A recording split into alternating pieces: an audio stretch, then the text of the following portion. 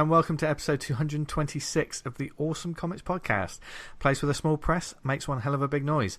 I'm Vince Hunt, creator of The Red Mouse from Mars, and joining me this week are the creator of Vanguard, Dan Butcher. Hello. And our very own Scotty. It's Tony Esmond. Right, just before we came on, I'd like to make it clear, before Vince said, no, we have to start, hurry up. Dan was quoting Robbie Williams songs. A song, one lyric. Seems to know it really well, though. It's like, I really came out there pretty quick. That lyric, I can just kill it. But the rest of the song. No, oh my God, there's melody. God, that was the equivalent of that when he, who's that shock jock who hums into a speaker and it turns ladies on? Oh, Howard Stern. Yeah. Howard Stern. I honestly thought this was going to become a musical episode then, but maybe not this week. We can't compete with Dan's other musical episode. No, we can't. I didn't sing. Yeah, he's a thespian in every way, shape and form. No, but we have a guest, as you just heard then. This week we're joined by the creator of the newly launched webcomic Skellibob and long-time friend of the show, Tom Curry. Hello, sir. Hello, how are we doing? Tom. Good. That's the most positive way he's ever said a name of a comic. Skellibob.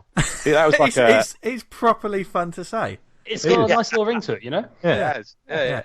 I want to hear Dan say it. Skellibob. That was everything I wanted and more. Oh, I wish Wolf would come back now. Dan voiced it. That'd be good. Yeah. Then the mouse and the mouse organ woke up. I can see it as kind of like after Pebble Mill, like sort of some guy with a black glove with a skeleton painted on the front. Fingerbob. Yeah, like Fingerbob. Skellibob. Skellibob, yeah. If we just say a few more times, we're really good as well. Yeah, don't say it too many times, because otherwise he'll come to life and then kill you. No, but obviously we're going to talk about Tom's new webcomic fairly soon, and obviously this show is about webcomics as well, so we're going to talk a fair bit about that, and we've got lots of suggestions and etc. But it's another week. This is the last show before Thought Bubble. Yeah, isn't it? So God, it seemed so far off for so long, and now I've got loads of work to do, and I haven't done it. Yeah. Excellent. Exactly. Yeah, there's lots of people who are probably listening to this show who are packing their stuff, or maybe they're just getting ready, or maybe they're just... If you're travelling to Thought Bubble when you're listening to this episode, welcome. Yeah. Hopefully this will kill the next couple of hours. Remember, tiredness kills, so take a break. Oh, God, we got one of those on the show. Right, no, but yeah, with that in mind, we thought... Skellibob. That's brilliant. It's not going to get old either. No, I'm going to keep saying it. Yeah. But we've got a couple of other things to talk about this week. We've got some shout outs later. We've got a nice list of shout outs. And and like I say, some listener questions and stuff. So it's a jam-packed show. And you know what else is jam-packed? Comic House. Yes, Comic House. Our sponsor, Comic House. They're jam-packed with amazing indie comics. Because Comic House Not jam. No, well, do you like Is jam? there a comic about jam? I don't mind jam. Of course. More of a there's marmalade. Do you know there's a post-apocalyptic novel about jam? What? Is it? Yeah, just called Jam. It's about Sydney being taken over by sentient jam. Oh. Why are we doing this show? Why aren't we reading this now? Does that make the book a long list this year, or is that... Sorry, say again? That make the book a long list? Yeah. There's got to be a zine about making jam. Yeah, Come on, that's some hipster jam thing somewhere. Yeah. I've got to stop saying hipster. It's like hipster racism. I love hipsters. Well, you are one, Tony. No, I'm not. Ooh. I can cultivate. I can cultivate this. A hipster ally. Friends to hipsters. Friends for hipsters. Yeah, you should have that on a T-shirt. That'd be good. Nah, I hate those people. You can also get T-shirts from Comic House, who are our sponsor. Can you, Vince? You can. I'm not wearing one tonight, but I wore one last week, and they do hats and stuff. But the most amazing thing they do is comics.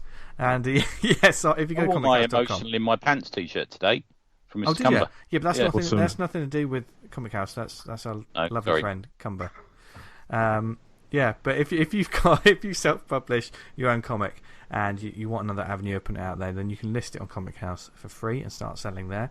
And also, if you've got digital copies of your books, it's never been more easy to upload your work onto the Comic House app, which we talk about every week, that we use all the time. It's a brilliant subscription service that's being updated, and the database is just growing all the time. We've heard lots of indie creators that we see at conventions talk about, how good it is being on there, and they're so glad they're on there. What sort of stuff have they got on there at the moment, Dan? We've got the Indifference Engine Volume 1, Jamshide 3, Miskatonic High Volume 1. Was that another Jam reference? No. What's happened to our world?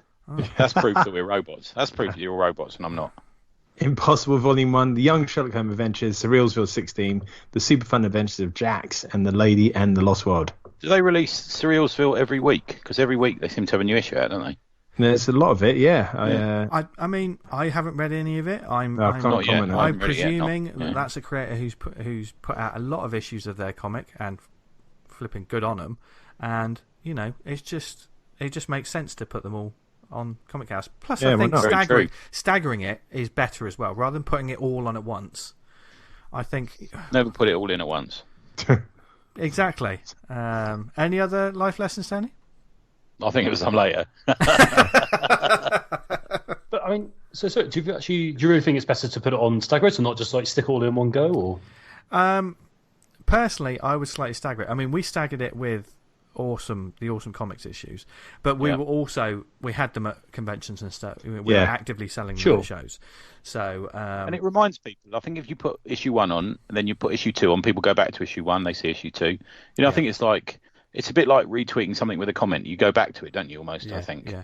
I mean, if you've got it, for instance, just say you do a mini series and you collect it, put the collection on rather than doing the, individual issues, maybe. Because I don't know. It's hard to say now. I think that's probably a topic we need to talk about. The binge reading mentality. Yeah. Well, this is what I was thinking. Like, if you can just read issue 1, but you can read issue 1 to 5, and you're getting into it, then that's that can be quite good. Just do that. I think there are different sort of plans and methods you could have for putting your comics on on any sort of digital sort of database. I think it's the same way with I'm going to make the fucking TV reference, Netflix or something. When they dump a whole series on, you just plow through it, or this episodic week after week. Yeah, I guess it does create more of an event if you one's there. And then 2's there a week later or a couple of months later. Yeah. I think a week. I think, like you say, Dan. I think a week's great as well because it's that weekly sort of. You're not waiting months for the next issue. No. I think it's a good way to. I mean, Surrealsville. How many issues did you say, Dan? 16 or something. 16. Yeah. Whereas if you put 16 issues of that all on at once, would that be too much for people? Yeah. No, 16's probably a bit too many, but yeah. Yeah. Another thing as well is it depends on the comic. I mean, if it's kind of like a a story, the kind of a narrative that goes forward, that's fine. If it's a humor comic, maybe I wouldn't want to read 16 issues of a 3-panel humor thing. Do you know what I mean? You don't want to laugh that much, do you, Dan? Yeah, sort of give myself hernia or something. But you know what I mean? It's not good to be happy, is it? No, God, no. No, we don't promote it on this show. But we do promote Comic House, which for nice. only £3 a month you get access to those digital comics and even more. So seamless now. It's just naturally good at it, isn't he? When you step behind the curtain and you see it in action, it's something else, frankly. Yeah. It's actually Surrealsville 17 on the site. Oh, wow. Bloody hell. So Rob's gone mad. We need to check it out, and you people need to check it out. So go on to comichouse.com, find out more. There's a 14-day free trial, and you can get stuck in and read comics. And I'm going to review Surrealsville on the next show. Might drop. Yeah, that's a promise. That's a promise. Our next show, which won't be a Thought Bubble special, we just want to put the heads up now, because we're recording early because we will be at Thought Bubble or travelling back from it on the Sunday. On the Sunday and Monday. So it's just going to be a Three Amigos show, and we're going to do a sort of not review intensive. It's going to be just a whole recommendation rumble, basically. I think it's fair to say we've got a few piled up, haven't we? We've had a few that we haven't got to yet, so we're going to use that to and you've got 17 issues of Surreal to go through. Exactly. Dan, get on it. And I don't know if you've heard of it. We've got to talk about Skellibob. No, before we start talking about that. Yes. Tony was out and about, as we said on last week's show, and you're at MCM. And we promised everyone the Tony Esmond, a view from the turnbuckle. So take it away, Tony. Firstly, I'd like to give a big thank you to Dan's friend, whose name I've forgotten, who brought me a cup of tea. Yes, Anam. I sent her on a special mission. Yeah, that was nice. Get Tony a cup of tea. And the lady just turned up at the table and said, "Oh, I've got you a cup of tea." And I went, "Have you?" And she went, "Yeah, I'm a friend of Dan's." And then we had a long talk about how Dan walks, because she was very impressed by it as well. And she's very nice of her. And she brought me a tea. Super how nice. He walks. You know, when he walks around the convention, I said, it's a shame he's not here. He could do around the convention. Do a walk. I said, he does this walk. He says, he does that one in the office. Yeah, that's outrageous. I'll speak to her tomorrow. Was she going to MCM Just so you anyway, walk into Dan? the desk and be like, "Oh, fucking hell, he's coming in." He's doing the walk again. Hand in the pocket. Yeah, he just walks around again. Morning. Yeah, giving the finger guns and the winks to everyone. And before I get Morning, into it, Steve. Nice weekend. Yeah. Yeah. Before I get into it, I was going to be there with Zoe from my office at No Brow, but she's not very well, so get well soon, Zoe. Get well soon. There you go. Get well soon, Zoe, yeah. Yeah. You guys have met Zoe, haven't you? I can't remember. I think you have. I believe so, yeah. Yeah. Could be wrong, though. Yeah. And I manned the table with this other list of people: Eula, Tristan, Emily, Peony, and Satu. So they were all good eggs as well. We had Hamish Steele did a signing. I know you're a fan of Hamish's stuff, aren't you, Tom? I am, yeah. No, it's good. It's very good. His Pantheon stuff's fantastic, frankly. Yeah, he's doing. Yeah, he was.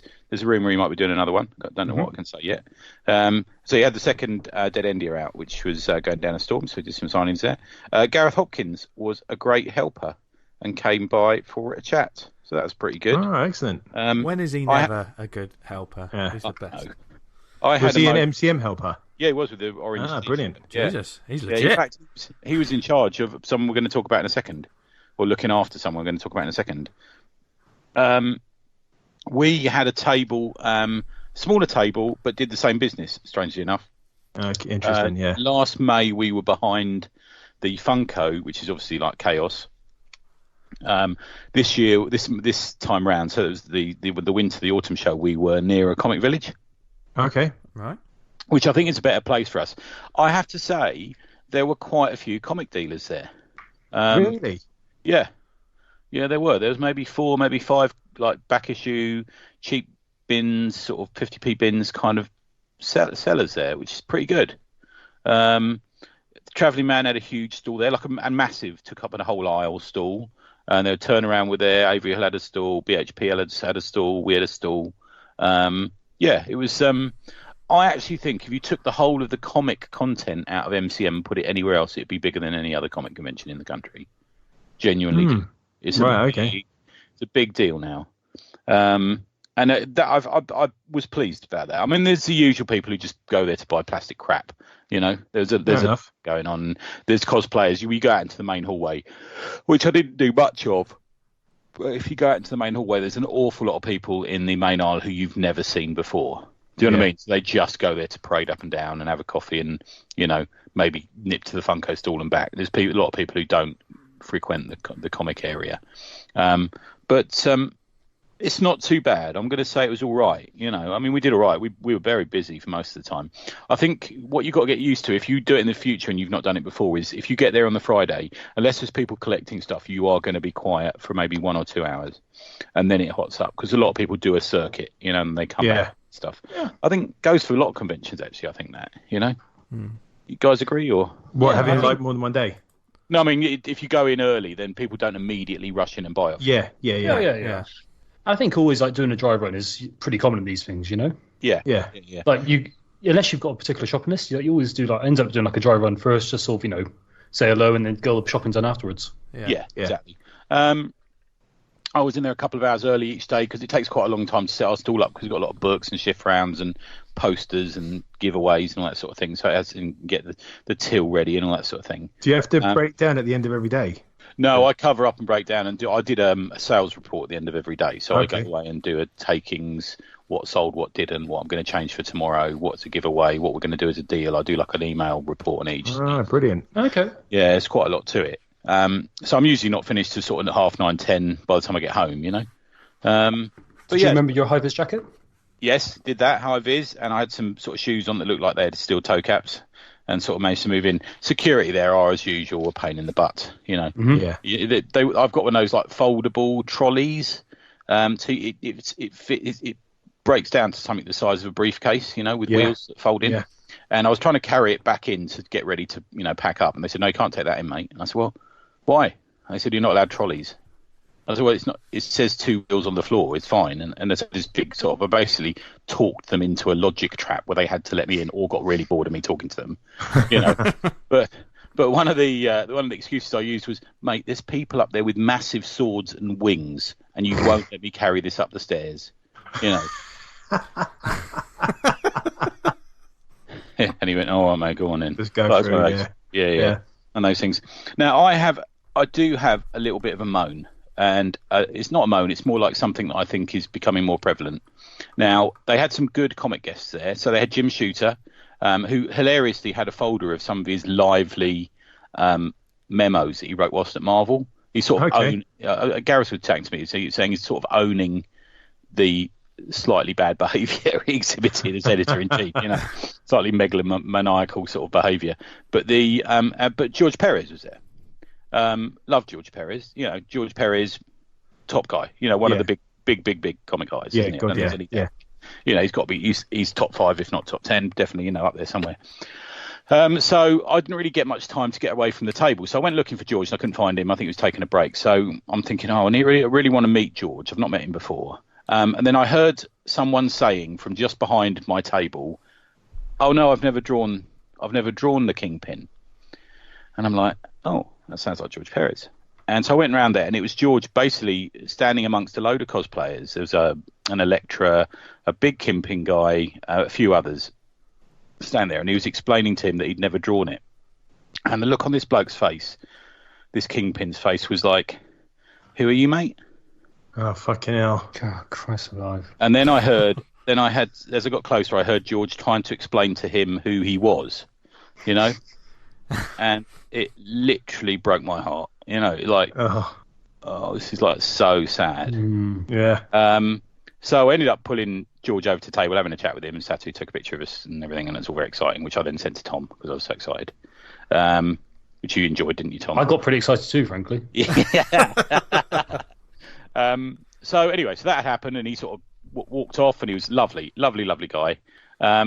And then I was standing at my table the following day, and quite a few creators were coming over and having a chat. And I probably there was 4 creators at the table at one point. Because I had someone working with me, they were serving. I was sort of chatting to them, and 2 of those creators, definitely, who are people we know. I won't name them. People we know, and are busy creating comics in the small press and crossing over into the mainstream. And they didn't know who he was either. Oh, man. Yeah. He's like one of those artists that's hard not to know him. Yeah. If you know your onions kind of thing. Yeah. Now, some people might say, well, you don't need to know all the mainstream people if you're making No, you don't. Okay. But then again, he is of such a standing that it's comparable to me to something like, if you're a playwright, you've got to know who Shakespeare is. Yeah, it's like getting into film school and then saying out who's Scorsese. Yeah, exactly. Like that. Exactly. Or if you're a poet and you don't know T.S. Eliot is, or do you know it's that sort of thing? Yeah. What's your line there, Tony? Is it like, okay, well, look, you've got all this great stuff to look forward to? I'll say, well, I sort of found myself explaining to them who he was, and I was saying, well, people probably know him for the Teen Titans, but Crisis of Infinite Earth, some of his favourite stuff is the Avengers stuff that he did for me, and you find yourself, didn't he draw all the Judas stuff and Teen Titans? Did he do that? Yeah. The characters, Raven and Starfire, and we helped create them, And also, in my mind, he's the greatest artist in terms of when you see those, like a huge poster that's got like 500 characters on it from Marvel, DC, whatever. I think the ones I normally spring to mind are usually DC ones. But, anyone who's drawn a crowd scene or has tried to do quite a few characters in one piece, that's a lot of work, and George Perez is hands down the best at doing that. Yeah, I agree, man, completely, and he revels in it. He loves it. And to be fair, okay, but neither of these people appeared very interested. They weren't interested.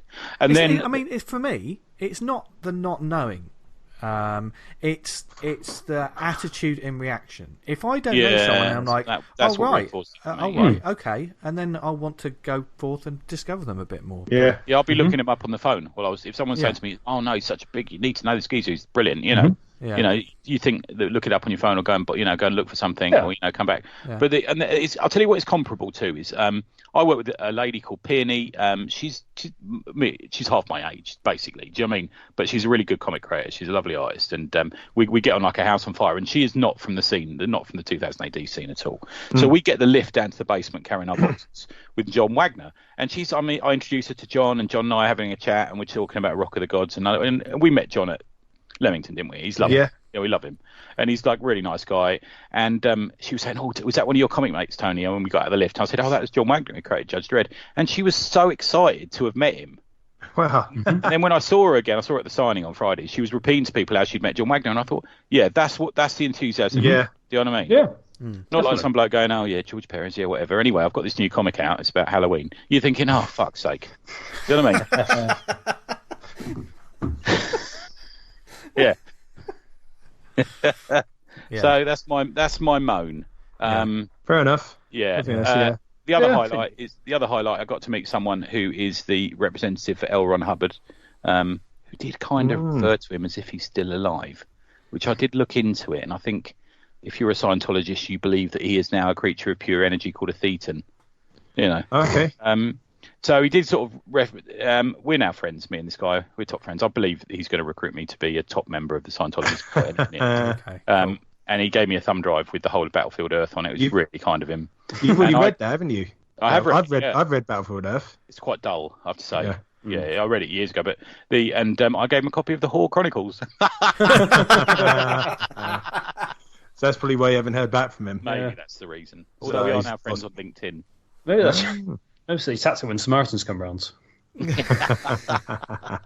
But he knew Heinlein and all these people, A.V. Van Voort and all these, like the real sort of classic sci-fi. Sci-fi. Okay, interesting. Yeah, do you reckon he had an interest in sci-fi and that was his in?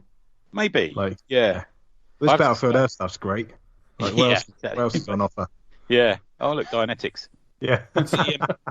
I did look him up because you can look up people who are members of the Scientology cult because they have this sort of trying to be transparent after all the grief they've had, and you can look them up and see how far they've got up the bridge of them sort of learning stuff. And he's quite high up. He was quite a high up guy. Okay. Yeah. Oh, right. He wasn't bullshit. He was an older guy. But we had like a good 20-minute of talking about sci-fi writers and stuff like that. The old classic sort of 50, 60, 70 sci-fi guys. Mm-hmm. All these sort of people. Yeah. And I saw Peony on Friday again, as I just said, and she said, "Oh, you're going on about your science fiction Scientologist mate again, are you?" She's quite sharp, isn't she? She's Tristan, little shout out to Tristan, who had his mind blown. He works in the office. He's one of the designers, sort of thing. And he came along and he had a number of pictures taken with people, which I may have forwarded a couple of the pictures we had in the day to you guys. Yeah. One of which got rudely changed by Cliff Cumber. I don't think I saw that. The one that said boner with an arrow pointing somewhere. I can imagine where that was pointing. Yeah. Downstairs. Talking of Cliff, have you listened to his new podcast? Yes. Love it, man. Yeah. Love it. Oh. Yeah. Brilliant. He's brilliant, isn't he? Yeah. So smooth as well. He is very smooth guy, isn't he? Oh. It feels like he should narrate audiobooks or something. They must love his accent out there. Yeah. I love it. I was wearing his Emotional in My Pants t-shirt today. It's a little tribute to him. Yeah. He'll be on the show in the future, so there you go. It's called Unencumbered, for those that look for it. It's sort of 15-minute little snack bites of commentary about one single creator. And they're funny. Yeah, they're good stuff. Yeah. They're really good. Fantastic. Yeah. So that was my MCM. Overall, a better experience than last time. Overall, a better experience than most times, to be fair. Nice. I enjoyed it. It was busy. It's because I'm in there Thursday setting up with all the, the builders and that, and it's a real marathon. Just when you're driving home and you've got a load of crates to unload into your garage, and you're thinking, I don't know if I can manage to do that. I'm so tired. It's like that. But it was all right, and we did well. And I got the word out about a lot of our books. I mean, Hilda's our big seller there, as you expect. But next up, Thoughtbot, which is a whole different ball game. That's a whole different ball game indeed. And you'll get some more info about that in the shout-outs. Yeah. But before that, let's crack on with this week's topic. We thought we'd as Tom has just released or just started a webcomic, we thought what better time to talk about webcomics. So we've spoken a bit about them before. We've had a couple of shows with a couple of different creators talking about different sides of webcomics, etc. And certainly webcomics, that particular side of like comics, is as popular as ever. Yep. Even more so, some may say. What do you think, Dan?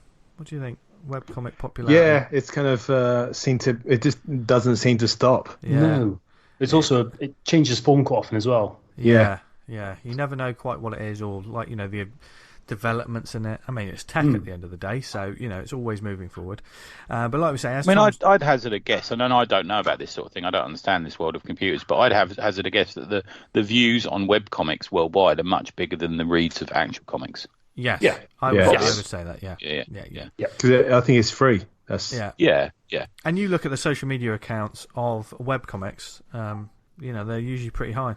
Especially Instagram and stuff like that. But we'll talk about that in a bit. But just as Tom has started releasing weekly webcomics and all that entails, we thought it'd be a good opportunity to talk about how to get started, some motivation for the format and more.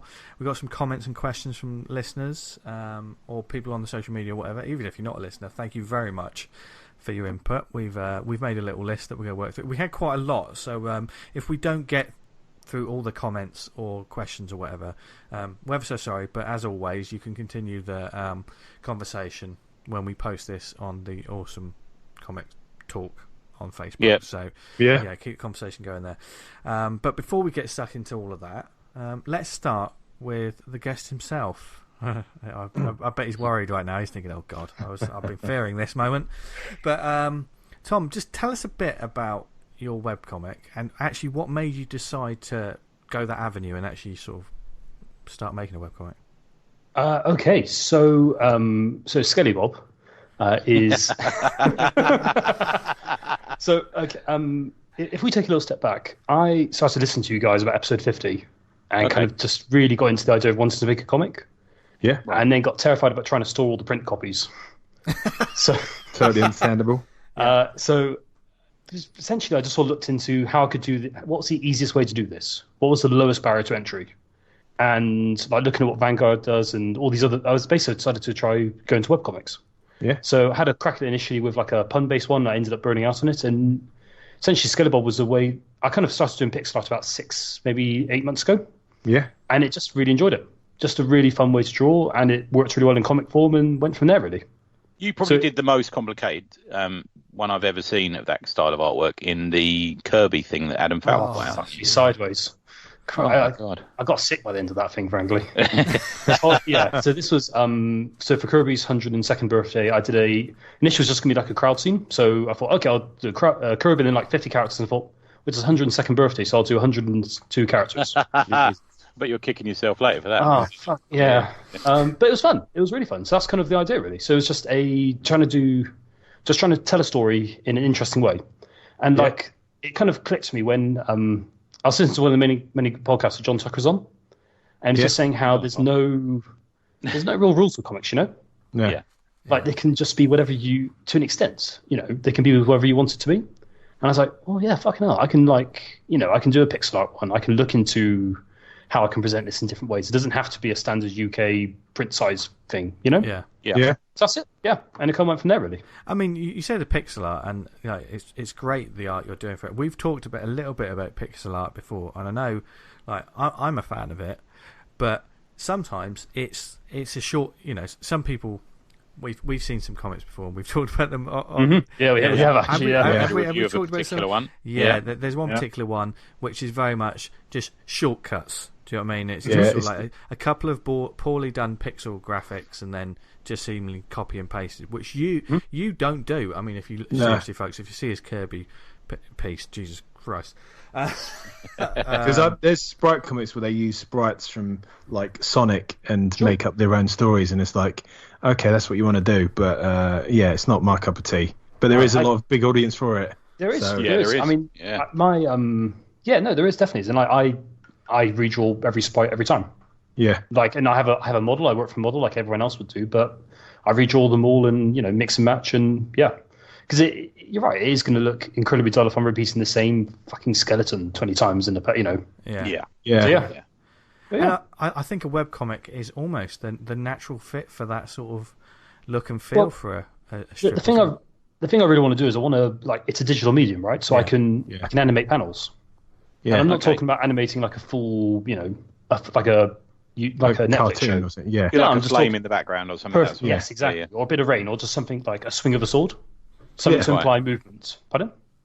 No, good. Yeah, I'm agreeing, man. One of the things that kind of I've not found, I don't find it frustrating, but about webcomics is there seems to be a lot of kind of software and tech to hand, but they've not really evolved that much from what they are.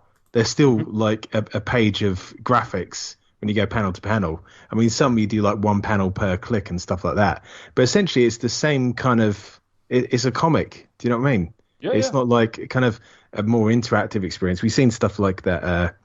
What's that app one we had? Where was it? Neon Wasteland. Oh yes, Neon Wasteland. Yeah. But even that, hats off to the technical side of it. It didn't. The animated thing, it didn't really work for me. It didn't add anything. But there's a line. did. Yeah, it's a different line. But it's kind of like when we did that Watchmen animated thing. I was like, oh, what's the point of this? It was. Yeah. Mm-hmm. Our eyes and our brains do that, and when we read a comic anyway, sometimes you don't need that. But having that little buzz, you like with the flame, that really sort of drew my eye to it. That's great. Yeah. I mean, but you can almost think a bit like so take guided view. Yeah. Guided view, you could recreate on a webcomic, and then that would tell the story in a different way. Yeah. And that's something that, we could, there was there's various platforms you can put your comic out on. There's one called Comics, which you can literally do guided view on. So you can zoom into panels, go from there to other bits, and so you can get the timing of the story, how you want it to go. Yeah. So excuse me for being thick here, but would you have to pay to put it on there and they do it, or would you? So that one, no. You basically host it on their site. So essentially you're generating content for their site, which then sells advertising. Okay, I get you. And then you just you imagine your page in front of you, and you say, okay, I want them to spend 2 seconds on this panel, move to panel 2 and 3, make that big, and that kind of jazz. Okay, I get you. So you can literally code in the guided view that way. Right. So when you say code, it's not, you don't have to know code. No. It's all like click and drag and that kind of jazz. Right, I get you. Right, I can do stuff like that. So even that I can manage just about. Guided view doesn't seem that like.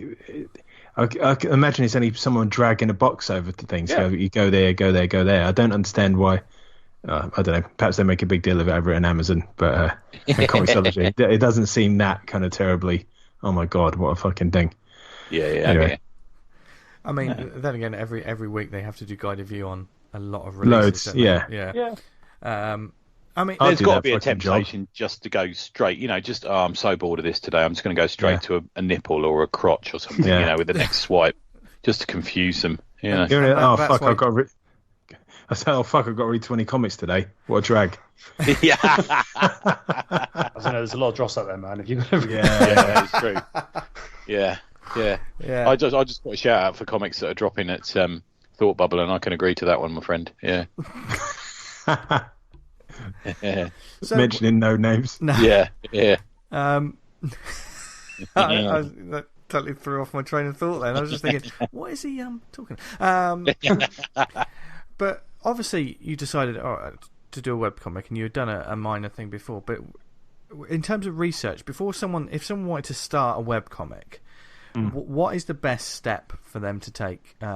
Obviously, I'm guessing you treat the creation of it, the writing, the art, putting it all together. That's a separate box right now. But then you have to compartmentalize it. So there's that, the creation, but there's the admin, the hosting, where you're going to put it. That's completely different kettle of fish, isn't it? So at what point do you start that section of it? I think to the sense, it depends on the kind of story you want to tell. So, for example, if you're telling a short form, easily shared, I don't want to say like Sarah Scribbles, for example. You look into, is it best to put on a hosting site? Are you going to look into, basically you want to do that almost at the very beginning.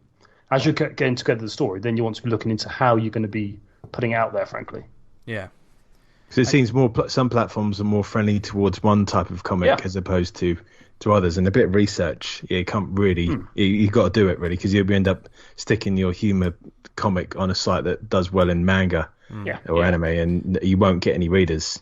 Does it benefit you to purchase a URL sooner rather than later? Because most of these places, and certainly like with podcasts as well, if you've got the URL, you can link it through to whatever site is putting out your work, isn't it? I mean, you might be amazed to hear that Skellibob.com was available from the very beginning. Unbelievable! I can't believe that. Yeah. They missed a trick there. I think, URLs are so cheap comparatively. Yeah. Like, there's a sunk cost fallacy, like if you're... And how many false starts you have when you're making any comic? Yeah. I mean, like, you have this idea, you think it's going to be the next hot shit, and then it doesn't go anywhere. Yeah. And that's kind of the, it's, I think when you've hit a point where, like, you're starting to generate a backlog and you think you've got something going, then, look into URLs and that can adjust. Yeah. And certainly you can be, a little bit, sometimes you can be a bit clever, but it might cause some problems. I remember one of the most unique ones I've got. The two ones that come to mind, obviously Rising Sand. It's fantastic, yeah. But that's risingsand.glass, which ties into their story, but that's quite an unusual URL. And God, what the other ones? Was it .fail? Yes, that was .fail was. The Drugs and Wires. Drugs and Wires, yes, of course, which is another. Yeah, but that's .fail. So they're two of the most unique ones that I've seen. But by doing that, and we're all creative people, and sometimes what seems like a great idea may be a bit trickier than it might be like, oh God, that might cost more than a .com or a .co.uk or .web. So you need to think about the costs of things or like what it's meant to achieve and things like that. I mean, the two books that we just talked about. If you Google it, the two books we just talked about are big successes and still going to this day. So they don't have that problem. But if you're just starting out, I've also mentioned this one 1,000 times. Research the name of your comic. Like, for instance, I've called mine Vanguard, but there's a massive Japanese card game called Card Fighter Vanguard. There's an African news network called Vanguard. The Eric Larson comic Vanguard. So, like, if you do like a search for that, like, you're gonna have to struggle against like multinational corporations. Yeah. So, would you say? I mean, obviously, you wouldn't change it now, but do you think if you had known that going into it, you maybe would have changed the title? Well, I kind of did, but I thought I didn't give it that much consideration. I think I asked a few people what should I call it, because the kind of name of it really isn't important. You could call the comic and the name of the team anything really, because it's not like a massive central. Once you've named them, you can on you go, and it kind of gains the weight. So it could have been anything from the beginning. Yeah. Do you know what I mean? I looked up the Horde Chronicles, and it's not a great name. No, I can imagine. Yeah, but I was going to name it. I was going to name it Gilf POV, but I didn't go with that. One tweet I mentioned, because this kind of like it goes to the very start of your comics, from Damien from Art at 9.2, which is how different is the process of creating a webcomic from a hard copy comic? For example, different sizes and colours. Why are you laughing at hard copy? Because I've already said this again. I already told this question. And how easy to convert from one to the other. More importantly, what are things to avoid as a newbie? I think we covered this question, a similar question on previous episodes. Yeah. But if you want to print your comic at the end, make sure you do it as a high res, and then you can kind of save it down for the web, do what you want with it. Obviously, if you're working for the web, you're going to be working in RGB, which is red, green, and blue, and then CMYK for print. It's easy enough. You can get more. There's more of a color range in RGB, but with modern tech, you kind of convert it relatively easy. There's a few colors you got to watch out for. I think you only. Well, maybe it's naive of me to say, but you only really got to worry if you're doing something that's really murky or dark, like browns and grey. Dark. So if you're doing like a swamp or something. When you make that conversion from RGB to CMYK, you're gonna have to watch that. But and you got to watch on the kind of like the high pinks and cyans and stuff. Yeah. They can look great on screen, and you try and print, and it's a bit muted. But yeah, if you kind of work to high res and then save down for the web, you can't go wrong. Obviously, the other stuff you got to consider is if you're doing it like a normal comic size page, you're not going to really have too much of a problem. But if you've got like one panel comic that you're doing daily or whatever, how are you going to format that for print? Are you going to be able to get 3 of those on the page or 6 of those on the page? Or it's one of those things. I feel like the one that, like you're hosting, you should consider that at the beginning before you get into the creating side of it, because you might like get 50 strips under your belt. Think, you know what, why am I printing this? Then you realise you've done it all in 72 DPI, and that just will look shit when you try and print it. Yeah. So it's just one of those things to kind of like ready, aim, fire, as opposed to ready, fire, aim kind of business. Yeah. I mean, Tom, what format? Yours are sort of square pages, is that right? They are, yeah. So it's all done on Procreate, all done 300 DPI, but it's all pixel stuff. So and how many pixels are you saving here, frankly? Stupidly, I maybe could have heard Dan say that I haven't prepped a print at all. In terms of it's a square page, it's really designed for web only. I'm looking at animating some of the panels. It's not, that's so. But you've got I mean, you've just started, haven't you? I mean, I think if you go start a webcomic with the I think printing it should be almost later down the road. You don't start a webcomic thinking. You might not never want to print it. Yeah, exactly. Yeah, we'll see. And that's what I'm telling myself at the moment anyway, Yeah. But with the square things like that, you can you can work something out. Yeah. What consider of, there's that website where they have the long scrolling comics. Yes. And it's like, you've got to work out how to do that, because the storytelling on that is a lot different to when maybe you'd want to print a great big long scroll. Yeah. I guess the audience depends on how you like to read as well, really, isn't it? I mean, I really, at the moment, I haven't gotten used to that, scrolling down through a book, because I like clicking to the next page. I like it all being on one screen, as it were, and then just, Yeah, and I kind of like to be able to keep it sometimes. Yeah, and it's all right for Dan. I only read a few, and Dan's is one of the few I read, and I know that Dan's is going to complete his and put his in a book, so I know I'll have it. And sometimes I might want to click and save. We're talking about you're talking about one in a bit, aren't you? About one scrolling webcomic, and the creator of that sent it to me in broken down pages, and I saved it in my Dropbox because I really liked it. Yeah. And that one was actually one of the rare ones where it totally worked for me, scrolling down. Yeah. But normally, I'm a Luddite that just. I'm an old man who just likes one screen, just click to the next page. Whereas the webcomics are always evolving and moving onwards, aren't they? Like say, with the using of animation and the extra fireworks and special effects people want to put in their webcomics. But the basis of a webcomic, it's just got to be a good story, hasn't it? Or exactly. a good comic, whatever it is. It's got to it's got to build the audience, and that's the most difficult thing, isn't it? It's got to be a good story told in different sized bites, and once you're good at doing that, in the same way that Dan starts a page and ends a page with, there's kind of a start to a story and end to a story in each of your pages, aren't there? You've got to get into that somehow as well, I think. Yeah, like the same way, like say you've got Skellibob and there's like a joke per thing. If you have like a joke on one page that's a setup for one that's going to land, it doesn't it won't work. No, not at all. I mean, like if you think of oh Christ, what's the Penguin comic that's Penguins? Yeah. Like they're all joke. None of them set up a joke for the following week. It's all it's all self-contained. Yeah, they're like to me they're like newspaper strips, aren't they? Yeah, exactly. That's exactly what they should. And I think that's what he wants to do with them. That's how they work for me. So you don't have to read them in any order. You can just dip in. I've got a couple of the collected editions, and they're cracking toilet reads for that. Do you know what I mean? You just sort of dip in and out. We've actually got some comments from Alan. We have, haven't we? Yeah. It's I don't think we should class all webcomics as one. I certainly think the Penguin or other strip-based comics are hugely different from, say, an adventure storyline. The pros are you get an audience quickly, and the cons, the signal to noise and finding the audience. His advice on starting a webcomic: build a buffer of work so you can initially hit a regular schedule. A lot of people say that buffer thing, don't they? That was quite a common comment. So I know when I was doing a webcomic, 8-9 years ago. We had probably 10 built up, as buffers just for when we'd be on holiday or stuff like that. And the script wise, probably 20.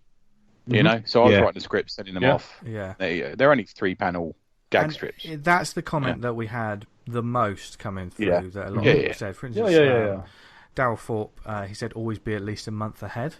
It's made my life a lot easier. Well, that's a big buffer. He's an animal, isn't he? So, but at the same time, it seems like a big buffer. Really isn't.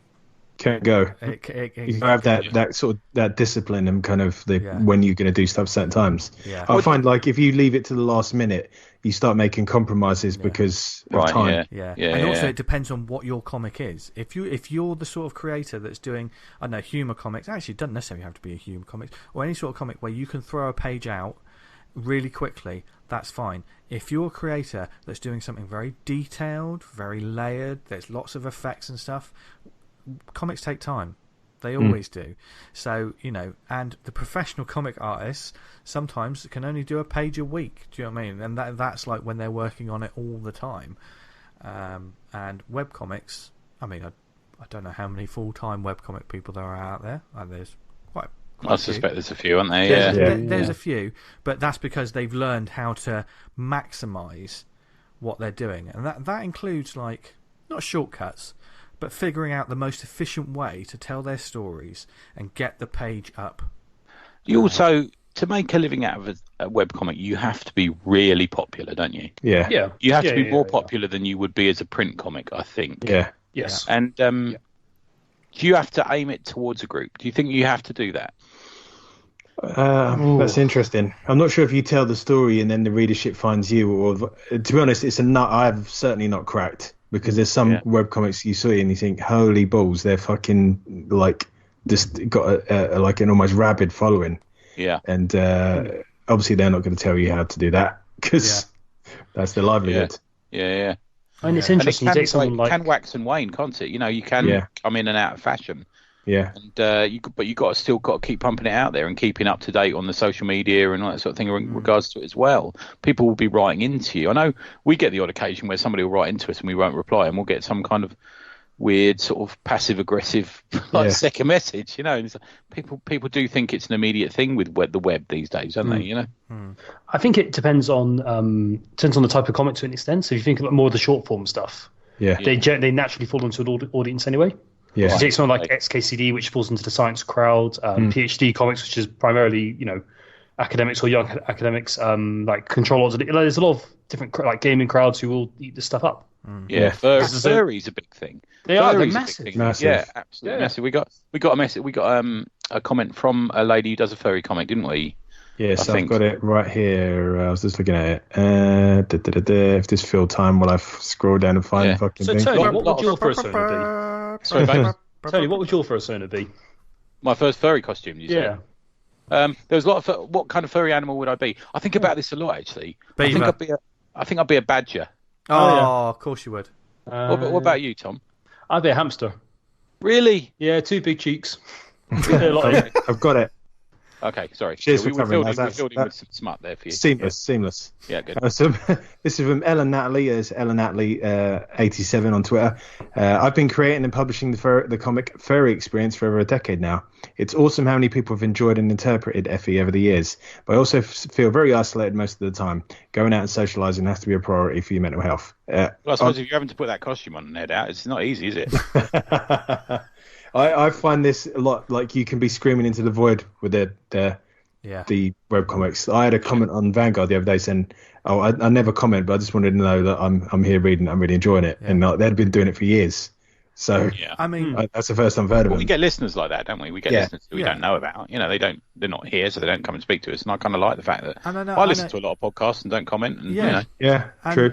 You lovely people out there, Dan Butcher. You see him at a convention and stuff. You know Vanguard. You're reading it, and I know you started to do more print books, but you hadn't done conventions for quite some time before you started doing it. No, years before we did it for the ACP. Yeah. It can be a very making a webcomic, and obviously it is almost the complete one-man band because you have to be everything and you have to constantly shout about it. I mean, if you think, if you've got a Kickstarter for 30 days and you think, oh god, this is so hard doing the hard sell, I guess for a webcomic you have to do that. It's quite nice like that. There's a good and a bad side of that, isn't there? Because I quite like the fact that it's one of the reasons I'm trying to learn to draw at the moment is so I can do my own. Yeah. But I like the fact that you're completely self-sufficient, aren't you? Yeah. You can make something. It can be beautiful and interesting and insightful, and you can put it out. And you're not beholding to anyone. No. But exactly. there's obviously the downside of that is what that lady was just saying there, is that you're kind of isolated slightly, aren't you? If that's all you're doing and you're spending your social life, and you're probably at work in the day and going home and drawing at night, then there is a certain isolation to it as well. But we make sacrifices for our art, don't we? It's a hobby. Do you know what I mean? It's something I do for fun. Don't do it if you hate it. I enjoy what I do. Yeah. Like before we came on today, I was drawing another panel for a comic, and I was like, this is what I enjoy doing. This isn't like it's no one's forced me to do it. It's not a chore. It's something I enjoy. As soon as it becomes a chore, it's just you got to reconsider what you're doing. And I would like to say it's been a joy. I've worked with Tom. It's been a joy, and we had fun, didn't we, dude? We had loads of fun. Tom's in the Hall Chronicles. Yeah. He's part of the inner circle. Yeah.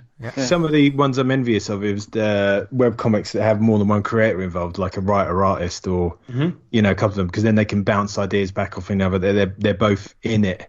Yeah. So one of the things if you're a single creator like myself and Tom, you not only got to make the bloody thing, you got to promote it. And one of the things I've kind of sort of considered or thought about a lot this year is I enjoy creating comics way more than any other aspect of it. Like I love the drawing, the colouring, the writing, whatever, the creative aspect, but the kind of the marketing stuff and just all the other stuff of it, I'm like, oh fucking hell. So it can be a bit of a chore, can't it? When you've got to write a press release or something like that. Yeah. I always think it's interesting when bigger names as well decide to do a webcomic. Yeah. And sometimes you maybe won't see them promote it so much. Do you know what I mean? They just sort of do it, and I guess, at the same time, I don't follow webcomics so much. It's something I would be doing more. But when you've got your ear to that ground, are you more aware of like new series coming along? Yeah, we're in a bubble and they're in a bubble and everyone's in a bubble these days, aren't they? Yeah, definitely. Maybe it's like as a writer, you just want to kind of say you got a plot you think's dynamite, but no comic company would pick it up or think suitable. There's something you could do. Like if you was a big name, I'm sure loads of artists would say, well, I wouldn't mind drawing that with you because that gets me exposure and it gets you to scratch that itch of getting that comic out there. So it's a kind of quid pro quo kind of deal on that one. I think sometimes you just need that bit of artistic in your life, art in your life. Yeah, when you're doing a job, I mean, we all do a job that is at certain points not artistic, don't we? And we need that little bit of an extension to our life to make ourselves happy. And I think that's kind of an ideal way to do it sometimes, I mean, I know people were down on all those colouring book stuff, but for some people that was that itch they were scratching. Yeah, exactly. Being a bit creative, and they probably hadn't done that for fucking 20, 30 years. Yeah. And I guess sometimes you'd probably be surprised that the creators that you like now started in webcomics or did their own webcomic. I mean, Daniel Warren Johnson, Space Mullet. Yeah. He never half-assed that, and you read that, and that's an amazing sort of complete story. And now look at him. There's got go on, Dan, Tom. I was going to say Lumberjane's Noel Stevenson. Yes. She starts off with Nimona, which is a webcomic. Yeah. Okay. Which became a phenomenon all of itself, didn't it? Yeah. It did, yeah. Ava's Demon, that's was a webcomic, and that's got picked up by, I think it's Image. Yeah. Okay. So it can be done. I mean, like... But these are all people who probably created these stories because they wanted to do the stories. They haven't done it with the end goal of, I'm going to be picked up by Image. I'm going to be picked up. But you think about it, you're bringing a comic for the publisher. You've already built up a fan base for this project or title, and then they bring you on board. And then depending on how much the back matter is, what quality, again, that goes into that kind of the print quality. Yeah, they've already got product there that they're just ready to go. So it's kind of. I really can't see a publisher picking up a web strip that begins with "I just did a bum fart and a pink balloon came out." Can you? No. But one day you'll make. Sadly, not. And that's the joy of small press, Tony. Like you don't need a publisher, you can do it yourself, man. All right, everyone. All right. So we've got another comment here from Ludology 2014. He's nuts. Yeah, Ludologist at 2014 on Twitter. Grenade in. I always hear him pulling the pin just when he asks the question. So, do webcomics contribute to Skynet and the inevitable incoming of Machine Armageddon? And what are the benefits of doing a webcomic versus small press before we're all killed by AI? So that's an interesting one. Yeah. To be fair, like if you turn up on the convention floor and you've got the comic, no one's seen that before. It's hot off the press, and no one's had a chance. When you've done the webcomic and you turn up, I presume a lot of people come in there to buy it, maybe because they've seen it before. I can't really say that because a lot of people have bought Vanguard completely blind. Just on a sales pitch.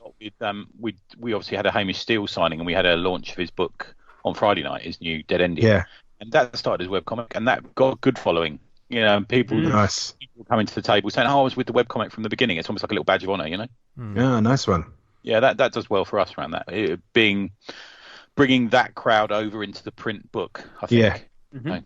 But I guess it's like you're promoting yourself with a webcomic by getting these pages and getting people hooked. So when the print copy comes along, your audience is already kind of locked in, hopefully. That's the other thing. Yeah, is like you can get automatic, so you can make a page, you can put it out there, you can repeat that.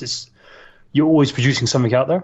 Yeah, and that's there's something quite nice about that as well. You're not waiting. Like you don't have to ever say, "Oh well, sorry, I've been quiet for the last 6 months. We're making my 48-page magnus opus." Yeah, here's page 1, here's page 2. It's just you can constantly be feeding content out there, which is quite. And you don't need to be an amazing artist to do a web strip. No. No, far from it.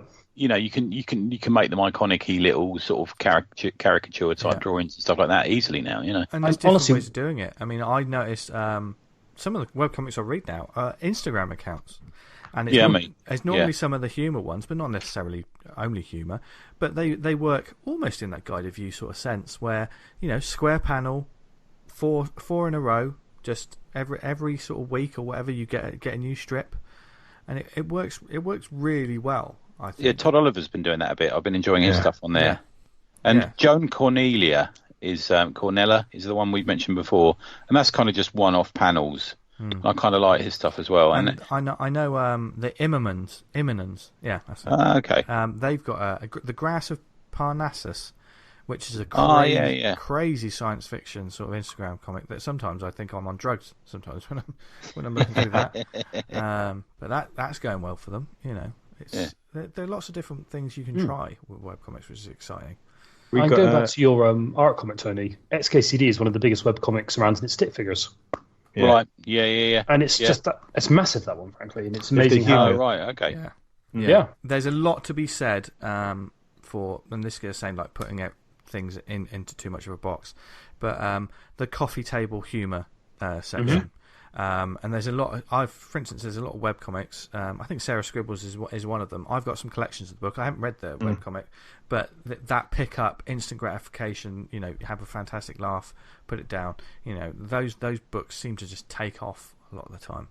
Didn't I buy you that one book, Tony the Onions one? Yeah, I love that. Yeah, I follow him on Instagram as well. Yeah, I like his stuff. Yeah. There's John Tucker sent him one. I think he mentioned, if you listen to the John Tucker episode. On Comics the Apocalypse, he talks about the Perry Bible Fellowship. Yeah, and on our show. Talked about that. And our show. And he sent in 3 of his faves, which are fantastic. And there's ones, like, it's popped up, and I've seen that before, like, just in the wild. Yeah, and, is that the one with screws or nails? Husband's a hammer. Yeah, I like that sort of thing. Yeah, it's good. Yeah, they're quite dark humour. Enjoyed. Yeah. For sure. I love. Yeah. Another comment we had from Shaney on Twitter at Shanoid77. He also said, "Buffer like it's going out of fashion." Oh, I like good buff. Also, try and big your comic up when you're promoting, even if inside you may be unsure. And I think that's quite a because we're always, I think, everything we do. I think most creative people, you go through the different stages, don't you? You're excited about it. You start working on it. You're still excited about it. This isn't working. Push through. You're really proud of it. You put it out. Oh God. Do you know what? I warm to people who say, well, it's my new thing. You might not like it. I'm still warming up a bit to it and stuff like that. I warm to them more than... And now there are a few people out there who go, this is the best comic you'll ever read. Yeah, that fucking turns me right off. You're like, it's not. And it definitely won't be. This I've seen stuff when people say, that's what this is going to be the best comic. When I make it, it's going to be the best thing ever. Yeah, when? Yeah. Okay. Steady on. There's one Facebook group I'm in at the moment that just like you get a lot of that. And I'm thinking of one particular person who's been putting the same 2 images out on Facebook for about 3 years now. When are you going to make this fucking comic? People have actually started asking him like openly, when you're doing this comic. You keep talking about it. What's happening? Yeah. Oh dear. Another comment we got from Kristen Kiermal Evans. And my advice is someone who updates comfortably at 3 times a week. It's good. Four times starting in January. Wow. With print editions of the webcomic is to build a buffer. My first series of, I think it's 12 comic, it's xiicomic.com, is already finished at this point, and I have 600 plus pages yet to release as I build my second. Bloody hell. Oh. Christ. It's a bit like when Morecambe and Wise, it was Wise, so I've written a play, here it is, wrote it last night, and it's like 800 pages. So like that. This geezer seems to be just writing on top. Just blasting them out. Yeah.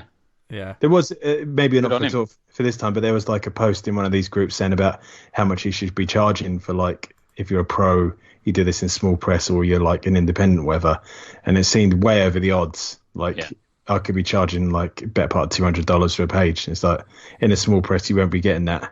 I can tell you that now. Oh, yeah. Well, sometimes you do. I don't know. Yeah, some people pay it. Yeah. Pass on those details, Danny. I will do, man. Here's another one for you, Dan. Obviously, I think Tom and a lot of other people out there probably get your advice from this. We got Russell Cheese Fries. Amazing name. Awesome name. At Russ. That's great. Russ Scribbles on Twitter. He says, engage with the webcomic community. They are such a good community. Tell other creators how much you enjoy their comic. It literally means the world to them. Be kind. Do not engage with negative people. Oh, okay. Yeah, be professional online. You see that from the good creators out there. You see that from the likes of Bendis and people like that. They don't fucking bite, do they? No. They're just like professional, talk good things about comics. And I know, Dan, you've mentioned Spider Forest, and there's a section of comics that you have. You're part of a community that you're the king of, I think. Me and Tony don't know too much about. We don't engage with that webcomic community, but it helps you to do that, doesn't it? Would you think that's good advice? Yeah, I mean, like, I kind of just to kind of mention of another comic, like say, go check out this comic and give them a shout. Like, it goes a long way. Like, if I'd always help someone else out, trying to give them a bit of traffic, give them some new readers. You might introduce someone to that comic, and that's the best thing they've ever fucking seen.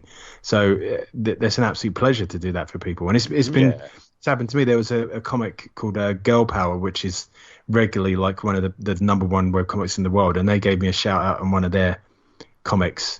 And on that day, I usually get about 1,000 to 2,000 hits per day, and it went up to 80,000 in one day. Wow. So it's a lot. Bloody hell, man. You're big cheese. I told you. I knew you were. No, it didn't stick around. Like, it kind of slowly tailed off. But you can see by, like, one of the bigger comics give you a shout. I'm a great believer, and we get that in the podcast community. Now, the podcasts that I like and I think are good, I have got zero problem with retweeting. I do not see them as competition. I see them as not at all. Community. No, they are community, like the Lakes, that Comic Smell, the Nerds. These guys. That's our people. That's our community. And I will never not retweet them. And I think you've got to do the same with your webcomic. I think Dan for the same thing for me, which was fantastic. Frankly, it really helped out. Yeah. Oh, nice one. Yeah, glad it helped. Yeah, it really helps. Yeah. So, Tom, what are your now that you're diving into this sort of pool of comics? Well, what are your next moves, or what's the plan for you going forward over obviously the year only has a couple of months left, but for the next 6 months, what's your plan for? So, I'm going to go on Who Wants to Be a Millionaire and go for that. So, in all seriousness, I've got a backlog of about 19. Wow, nice one, man. Yeah, backlog, and the idea of basically just try and keep that going. It only seems like a couple of weeks ago that you were sending them to me when you first started, and I was thinking, oh, this is a good idea. But you've done loads then. Yeah, I think I kind of I was listening to Dan talk about this, and it's sort of like how long does it take me to get a page out? Yeah, because you've got to, at the very least, you've got to be able to get a page out a week. Yeah. And it's like, if, when that goes, you've got to be able to get something out there quickly. So I basically tried to work out, how to get that process down. So next thing for me is get the animation stuff sorted out, jazz up the site, and then look at so I've scripted out to the end of issue 1, saying issue 1 in quotation marks, and then work on get through issue 2 and just basically keep up this dark pact I've started. So what are you doing, man? Are you working at night? You're getting home from work, having some tea, and then getting on with it? Are you? Is that kind of lunchtime? So basically, lunchtime work. So stop at lunch, draw. So it's all on my iPad. So I just draw at lunchtime. Either draw or script or tweet, all the shit, frankly, all four stages, and then just draw when I get home, frankly. That's great. Yeah, and just go from there. And like, I kind of also I spent that time just working out like what points in the scripts are going to cause more time, because the way I'm drawing stuff, it's because I'm drawing like basically change your background takes a lot longer to sort out. Does that make sense? Okay. Yeah. So it's like because I'm doing a lot of stuff which is they can read individually, but they can read as a continuous story. So it's just trying to work out when the points are going to be, when I'm going to slow down, basically. Yeah. When I have to draw a crowd of 102 people, that's Yeah. With something we did with the webcomic I did was we entertained like the odd guest writer. Do you ever? We had a couple of guest writers just for the odd episode here, just for a bit of fun, really. Mm-hmm. Do you ever do it? You considering anything like getting some other people to do the art or a pin up or something like that? And if you're asking, Tony, yes, you're welcome to. I'm nowhere near the scale of doing Skellibob. Vince, could you do like a supercut of all them put together at the end? Yeah. He loves us to be the clip show. No. Do you know, that's a really good idea. It's a really good idea. There's a few people who I kind of know. There's one guy who does Eat My Paint, and he does sort of short form. Basically, he takes sweets and draws them out in MS Paint. And I imagine his would be quite good for this sort of stuff as well. So definitely, good idea. It's a very good idea. Sometimes it's nice to see. When you see a creator draw something of yours, or something who's nice. That's fantastic. Yeah. I've said this before. Like, if you want to get some traffic for your webcomic, do some fan art for one that's bigger and similar to yours, and then give it to them. Say, like, I've just drawn this. Sometimes they might do anything with it, but sometimes they'll put it on their page and say, "Oh, Tom over at Skellibob did this to me of my characters," and then they'll send you a link, and then everyone goes to see your comic. Yeah. It was £1 every time we said it, wasn't it, Tom? I can't. It was, yeah. If you've got a webcomic then, and then you think, right, where am I going to host it? What's the best place to do it? What's your advice for people? Do they just create their own website and put their webcomic on there and update it, or do they join a community like Tapastic or whatever it is now, and and just exclusively on there, or there's lots of different ways to do it, isn't there?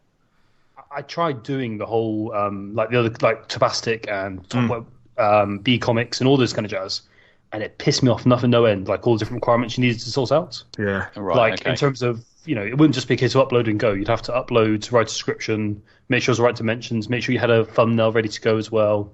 And it was like there's more work in uploading that crap than it was actually. I was getting readers. And that's why I did that for my previous one. I was like, fuck this noise. So I just ended up doing it, just posting it myself. Yeah. Okay. Like, right. You're your own boss there. Yeah, and like there's this idea that they generate an audience, but the reality is they generate an audience for the top 3. Yeah. Which are all sort of like Yeah. Because I had mine on Drunk Duck, and that was like I was getting a lot of readers and stuff, but obviously they're seeing all the benefits of that. But I think like someone bought out the company, and the site just got gutted, and half the things are broken and not working. It's like, oh fuck this. Like, it was one of the things I was considering, and then when that happened, I was like, just jump ship straight from there. Mm-hmm. I put mine on Blogspot on my blog. Yeah, it's good enough, man, and it's free. Exactly. And I can see where the traffic was coming from and what times, and all that sort of thing. It's pretty good. Yeah. But again, that's almost like you're hosting it yourself, aren't you? Like, you're not beholden to. Yeah. But when if you do it that way, then. And like there's lots of different communities like Spider Forest and what is it? Is it Hiveworks? Is that what's the other one? There's I swear it's Hiveworks. They've got like a beehive sort of logo. Yeah. Oh. But there's like these different sort of communities of collections of webcomics, and certainly you can pitch to these people to become part of their collection. Yeah. Mm-hmm. How does that work? Your stuff is still on your site. But it just links on their site. It links through to your one. How does that work? Yeah, it's like on my one on Spider Forest. You kind of like you can go to the Spider Forest site, and there's all the comics there that are listed in like categories, like genres. And I think Vanguard's under like superheroes and post-apocalypse. And the thing with Spider Forest is there's like a bar for entry. Not everyone can be on there. Yeah. You have to submit, and then other creators review what you've done. How your it's site curated, isn't it? It's curated, which is a good way to. And then you're given sort of entry, and what we do is there's a bit of coding you drop into the top of your site, and it's like a banner that rotates, and it advertises another member of the community. So that's like one of the requirements of being a membership. And how's that been? That's been quite a positive experience. That's been great. Yeah, I get a lot of traffic in from there. Okay. It's interesting because one of the commitments you have to do is to read some of these entries, and it's you kind of like someone says like, this is my comic, here's some sample pages of the site, and you got to read through it and then discuss the pros and cons. And some of you are like, oh, this is fucking amazing. There was that comic 10 Shattering Blows. Oh yeah. And that the Spider Forest thing comes up. I think it's twice a year they do it. And I said to the creator, you want to go for this? It's well worth it. And they got in, and then they're in the community and seeing all the benefits of it. And it's one of those things you can go there and ask them questions and get a lot of feedback. It's a good place to be. And it doesn't cost anything? Nothing. No, it's just fellow creators kind of like helping each other out. Yeah. I'm also in the Collective of Heroes, which is all just superhero comics, and again that's curated, like people have to reply, and it's more of like we'll come and see you as opposed to vice versa. But with these things, I guess you have to be actively involved in that. You have to. You don't just join one of these things and then just think, "Well, I'm just gonna get all the views." You got to put the work in as well. Yeah, exactly. Yeah, I mean, most importantly, you're updating and keeping current with your comic. If you kind of drop out, you'll go and put on hiatus. They'll sideline you relatively quickly because you're not kicking into the hole. So, yeah. Dan, do you use Top Webcomics, don't you? I do. That's an absolute godsend. Like, you should definitely get your comic on there. Okay. It's free. It's easy. If you get people to vote for it, you can vote for yourself. It's not based. I guess there is an element of popularity, but you can have like one account per day can vote on a comic. So you can go to your work and vote on it because the IP address is different from your home. You could do one on your 4G, and then that. If your comic's in the top 100, you will get views. The top like 10 comics that get like hundreds and hundreds of people clicking on their banners, and it's essentially free advertising. I mean, you can buy banners on there, and there's tons of articles on the web about like the best kind of banner to buy for your comic. And I think that the cheapest option, which affords the most clicks, is like a square. Usually, like, it used to be more webcomics sold advertising space on their site, but not so much do it now because there's a thing called Project Wonderful that folded, and I think there's a few pretenders to the throne that have jumped up. I haven't really kind of spent too much time looking into it, but buying a bit of advertising space on Top Webcomics, we can't go wrong. You will get site views from that. Yeah. So it's worth doing just to get your comic on the map. Yeah. Well, there you go. I hope you've been making notes, Tom. I've certainly been making notes. Yeah. There's loads of good advice there, Danny. Yeah, without being presumptuous, I think you need to put that in a piece. There's loads of stuff there, man. I didn't know of. Okay, yeah. Yeah, that'd be really useful. Or even just a post on the page. Really useful. Yeah. So, I have to say it one more time before we move on to the next part of the show. But Tom, where can people find Skellibob? Well, Vince, they can if they go onto their PC browser of choice, Edge, Chrome, Firefox, doesn't really matter, whatever you. Private browsing, it's all there. And you search www.skellibob.com. That's skellibob.com, and such a pro. And you'll find it there. Yeah. No, it's cracking stuff, dude. And it's great to see you jump into comics finally. Yeah. Cheers. Thank you. So, I think you've done a really strong start, Tom.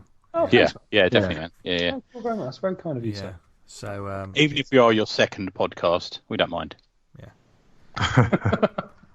I didn't invite. Look, let's not go controversial. Not on this show. Not on this. Let's move on to the shout-outs. Yes. Yes. And we've only got we've got a little list of shout-outs this week. Have we got any others before we get into this? Yes, I've got quick. I was going to mention Cliff Cumber's podcast, but we've done that. Put that to bed. I was going to mention a comic Rick Jackson's launched with his son. Oh yes. Yeah. Three panels of what? You can get this at rickjackson.bigcartel.com. It's a collection of 3-panel challenges between Rick and his son Dylan. who's 12. Rick draws 3 images without context, and he gives them to Dylan, and Dylan has to write a story around him. And then he then writes the 3 panels of undirected dialogue for him to illustrate. Brilliant. So that sounds like a fantastic idea. That's a great idea. Can I shout out my mum? Tony, she'll come visit you next Tuesday. Thank you, mate. Yeah, good. Yeah. Nice did you just cut that joke off before he could get to it? Is that why you said Yeah, pretty much. I thought I'd just do the joke and the response at the same time, you know? Yeah. Building a community, my friend. Yeah. One mum at a time. One mum at a time. Getting out my business cards. Get that URL. Right. Anyway, do you have another one, Tony, before we get started on this? Yes, I have one other. Go for it. I'm just finding it. Hang on. The Mercer Gallery at Harrogate has a Hilda exhibition, which is now open. Go there and go and see some original artwork and some early sketches of Hilda and stuff like that. Already very popular. We opened a bit early, so go there. Yes. And after that, you'll be able to come and see us and buy some Hilda in the. And that is part of Thought Bubble, which is the UK's biggest comics festival, and it's taking place now from the 4th to the 10th of November. Obviously, everyone talks about the Comic-Con, which we're going to talk about a little bit in a sec. But there's loads of stuff happening this week, so go to thoughtbubblefestival.com to find out more. But go back and listen to Chloe on the show a few weeks ago. Yes. Great interview. Yeah, she's now one of our friends, which is quite cool. We'll never leave her alone. No, we'll never leave her alone. So, God help her. No. But because we got Thought Bubble coming up, we thought we'd put a launch-centric shout-out section. So we put the shout out. If anyone who was launching anything at the show, let us know what it is, and we're just gonna info blast these. So I've got a list here. Yeah, and I've got a little list. I'll go first on the Twitter one. See if you cue up the Benny Hill music. I'm not going to speed up the. Oh, that would be funny actually. No, that's more work for me. Anyway, right, okay. So first, Luke Michael Copsey.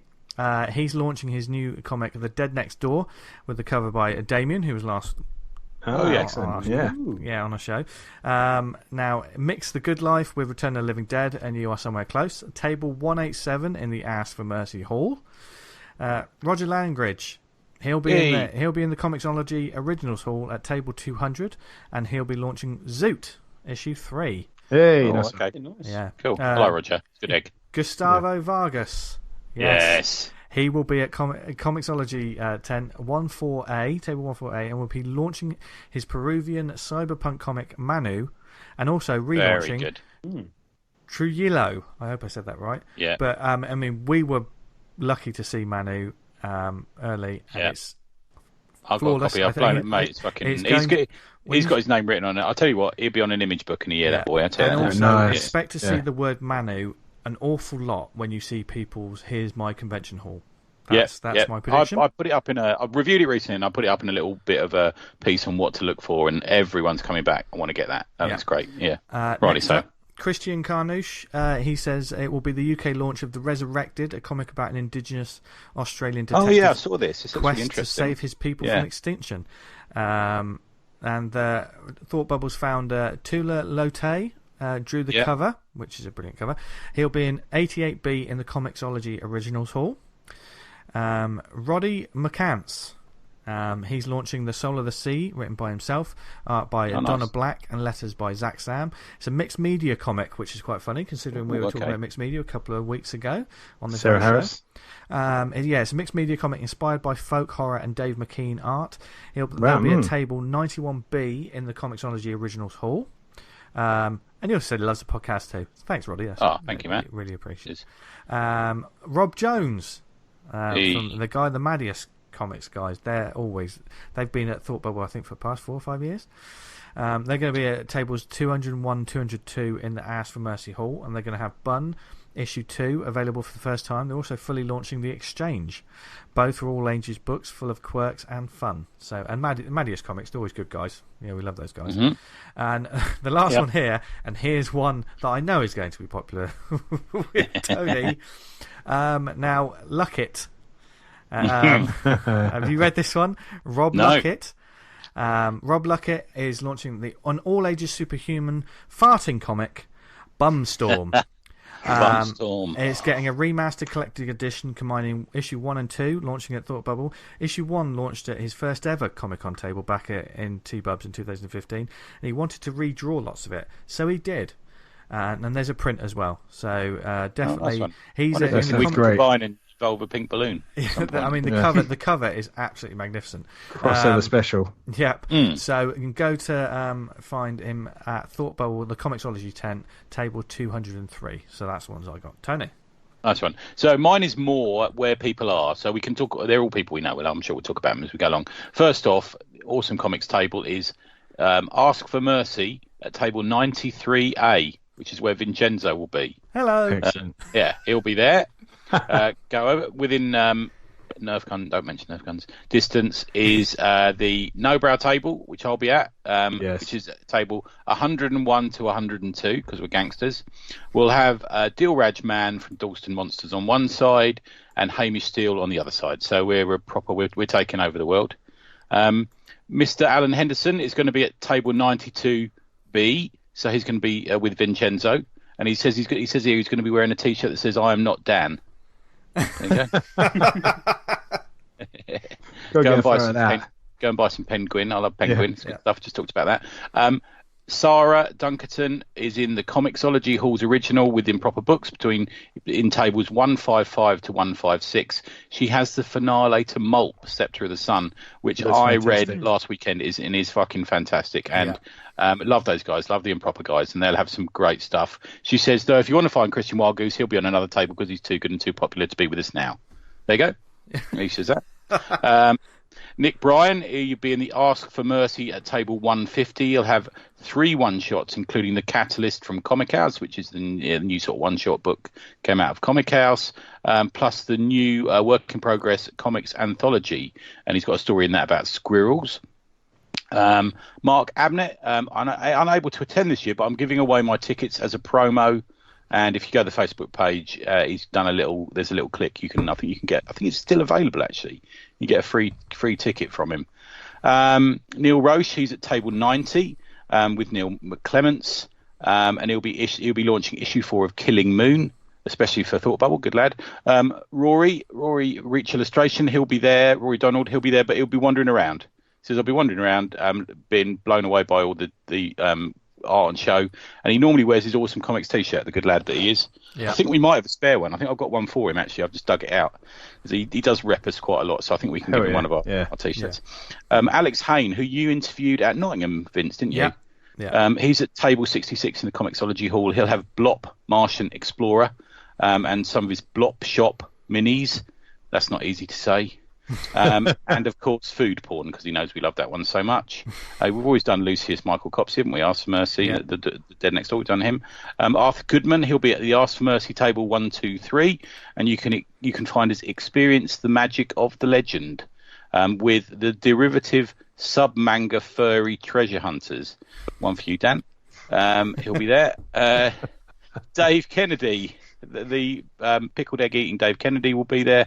He'll be rocking up as a punter, drooling over everyone's hard work and looking for the special stuff. I bet you will, my friend. I've got some ready for you.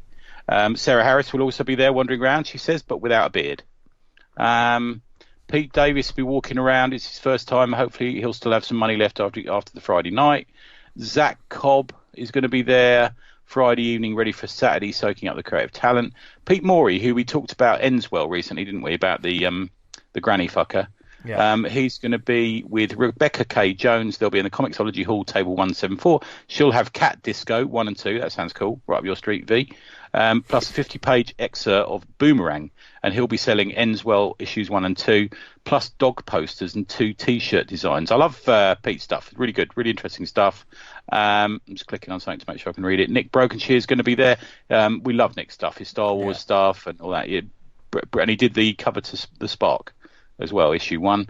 He'll be in the Comixology room number 38. Gareth Hopkins, Joy, he has that written across his face in real life. He's in the Ask for Mercy Hall at table 170. sharing with Steve Thompson. So go in there, have a look at Never Write Anything, because I stuck a little preview of his new book up, and he always does super interesting stuff. I've just seen him say on Twitter that he's bringing out another book he's getting ready to do another book, I think. Wow. We'll see. Yeah, but always an interesting creator and a good pal of ours. Charles Raymond, he'll be in the Ask for Mercy Hall, table 197A, and he's launching Death Inc. Book 3, which I think he's just sent to the printers. Well, way to go, getting it under the wire there, Charles. Good lad. Neil Roche, for those who are heading to Thought Bubble next weekend, pop over to the Pig Dog Press Table 90 in the Ask for Mercy Hall. I'll be there all weekend selling my comic Killing Moon. Issue 4 has been launched, so there you go. Just that. That's a pretty good reply to that one, actually. There's loads of people there. Yeah. We made the promise that we were going to give people a shout out, and god damn it, we did. Yeah. So, if you're going to Thought Bubble, really enjoy the weekend. We're looking forward to it, but, you know, come by, say hi, chat to us, etc. You know, there won't be a hard sell, but yeah, we'll be out clubbing it and larging it, won't we? In bars, smoking cigars and stuff. We'll be out. Yeah, having a few jars. Yeah. And then cocktails. In bed by 8:30. Yeah. The next morning. Texting, I'll be getting up at 3 a.m. and going back to my hotel. We'll be texting that. We'll just was that out of the gutter? Yeah, exactly. Yeah. No, me and Vince just be texting each other about how excited we are. Yeah, that is literally what it will be. or what you're watching on your hotel TV. Yeah, I'm watching a Dolph Lundgren movie. There's Dolph Lundgren film on Channel 5. Thought you two were sharing a room, frankly. Thought you top and tailing it. He wishes. He wishes. Yeah. We've had enough of that snoring to last my life. That's from me. I'm a good snorer, Tom. I'm a cracking snorer. It sounds like you got a fucking JCB in the room. Oh dear. Anyway, Thought Bubble. We look forward to seeing you there. So come join us. Right. They owe us a load of money, Thought Bubble. We must have drummed up some support for them. Fuck me. That's £1,000. Like they please. need it. Yeah. I mean, when people are mentioning, I'm on table 202, and you're like, Jesus, 200 over 200 just tables in just one tent. Jesus. Well, it's not a tent, it's a conference centre, but never mind. Anyway, from comics and creators that you need to check out to some recommendations. Yeah. So, should we have the guest go first? That's a good idea. Yes. Tom. Do you mind if I do two? Yeah. How dare you? One at the start, one at the end. They can bookend it. Yeah. Is that okay? Sound good? Yeah. So if I just do a quick one to begin with. Okay. So I kind of think about webcomics. I thought there was almost like two main forms, like a short form and long form. So for short form, there's a webcomic I want to recommend called Swords, and it's literally swordscomics.com, and it's just very quick 4-panel stories, and there's like beat joke about swords. And if you read them all in one, you can take them individually, and they're very funny. If you read them all in one, there's like an ongoing little story. But yeah, just like, and also the site is perfectly set up for webcomics in terms of like it's a really good example of how you set this stuff up properly. Yeah. So yeah. Oh wow. That's great. I'm Swords. just looking at that now. It's good stuff. Yeah, I like that. Oh, It's just nice.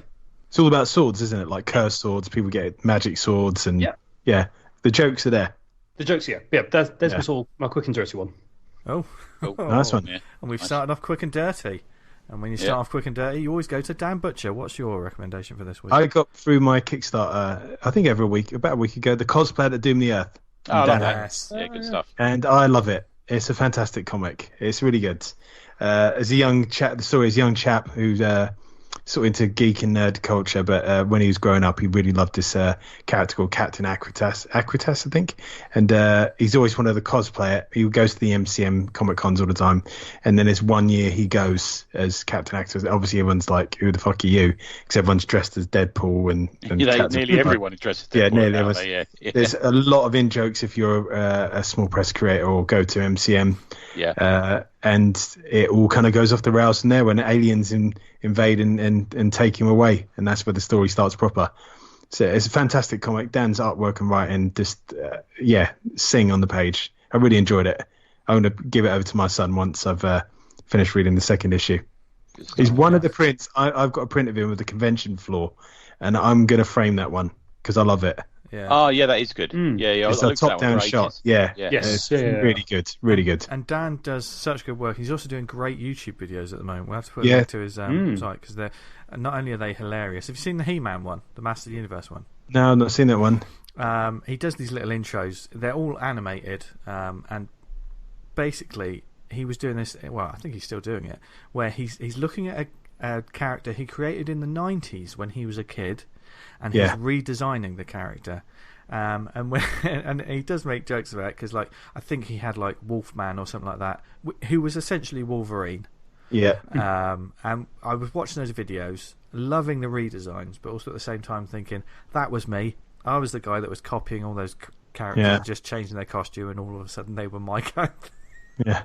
Wolfero or something. Yeah, we've all been there. Yeah. Also, he's done the webcomic thing a slightly different approach. He does his on his Patreon, so you pay like whatever the standing fee is to read the comics, and that's another way of monetizing the comics. I know quite a few creators do that now. Some of the bigger names as well do that. Like they have their Patreon going, and then you pay per update or pay a standing fee. So that's another way of approaching that one. But I think you need the built-in audience before you start doing that. Yeah. Cool. Yeah. Yeah. Shall I go next? Yes. Yeah. This is a comic that I shouted out earlier in the week on social media and stuff, and it's on the goodcomics.co.uk website. I came across this link. We were sent it as well. I remember, Tony, I'm not sure whether you forwarded it to me as well. I think I did, yeah. I think Rozi sent it to me, and I forwarded it to you guys, because it's so good. Yeah. And I read it on the website. This is a book called Sparenting. Sparenting? Sparenting. Sparenting. Sparenting, yeah. It's parenting with an S. I can't believe I fucked that up. This was launched as part of Good Fridays, which I'm guessing Good Comics just posts some webcomics on Fridays, I think. Okay. I'm guessing. Please correct me if I'm wrong, guys. But this, I mean, all jokes aside, this immediately has jumped into one of my top books of the year. Yeah. It's a very quick read. It's a very personal, poignant, and emotional story by Rozi Hathaway, creator we've been lucky enough to have on the show a couple of times. Yeah, we've interviewed her on a sort of roving interview as well, I think. And you probably know her from like works like Cosmos and things like that. Love Cosmos, love that book. Yeah. But this is a very personal and honest story of her. I don't really want to talk too much about it because I think to talk too much about it gives away. It almost went. It went beyond the comic to become more of an experience. Does that make sense? Because I found it to be quite emotionally sort of. It hits you right in the. Yeah, it's quite moving, isn't it? Yeah, quite moving. I always think it's a sign of how much we admire a comic by. We talked about this probably as much as you're going to hear from us now before we started. Yeah. Because we were sort of moved by it, weren't we? Yeah. I mean, the first page, Rosie's use of the English language is just brilliant. Anyway, there's a certain poetry to it. This would be the only bit I'm going to read from the book, but one of the lines she said. I consider myself to be incredibly lucky. After 26 years of orbiting the sun, I found the person I wish to spend the rest of my life with. Now that's just... If it was just that's perfect. That's almost perfect writing to me, because immediately I was like, stuff like that floors me anyway. But then she takes you on a quite an honest and emotional journey of being in a relationship and getting to know the partner's children, basically. But being someone that doesn't have children for herself, and how sometimes people perceive that, just because you don't have kids of your own, but you can still be a parent, and it's not something it's not an experience that I have any sort of knowledge of, really. I haven't experienced anything like that, but I really and to convey that message, and it's quite heartbreaking in a way as well. There's a couple of visuals in it which are just like heart-wrenchingly painful to look at, but beautifully done. All the credit in the world to someone for posting something so honest and thought-provoking. I think a lot of people, it's not just going to be us, a lot of people are going to talk about this. I know when it was posted, I saw a lot of comments from a lot of people in our community who I know Tom Stewart mentioned it, didn't he? A few people, Sarah Harris said, immediately made her cry and things like that. Yeah. I mean, I got this sent this by Rozi in advance, very kindly of her, and we had a chat about it. And I posted because I wanted to get something up before it was released to get a bit of buzz because I think it really is worthy of it, Yeah. And I'm a rude and blunt and old man, and I found it incredibly touching. Yeah. It's like to the it made me pretty emotional. Yeah.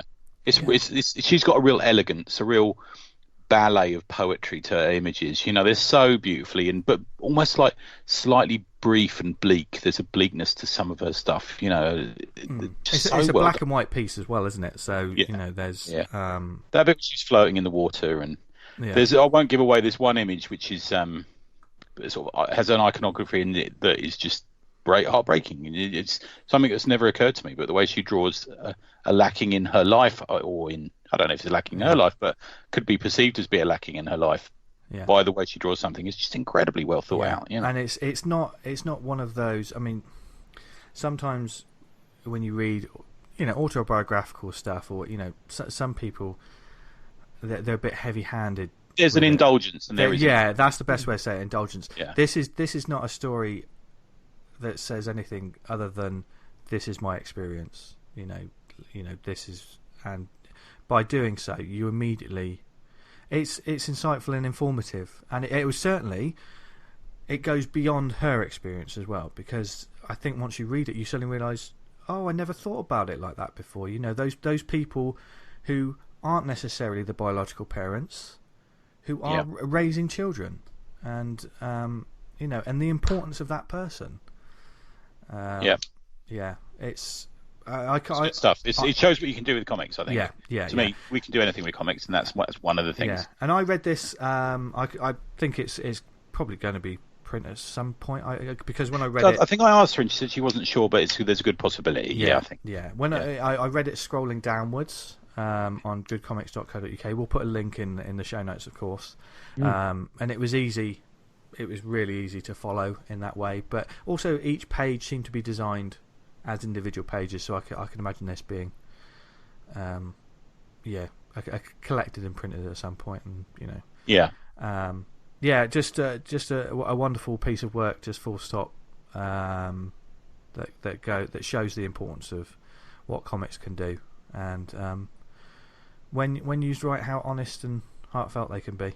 So it's beautiful stuff. I've got the link here for her page, actually. It's Rozi, Rozi, Hathaway, Hathaway, RoziHathaway.com. She's got some other books, like you said, Cosmos, and I went over and just bought a book because I just really like her artwork, and I've been reviewing and liking her books for 4 or 5 years now. And as a side note, Rozi is a right laugh, and she's been on the show a couple of times. So, she is. Yeah, when you see her, well, I think we last saw her at Cardiff. She said to me, I think I've seen you since Cardiff, and I think that was the last time I saw her. Yeah.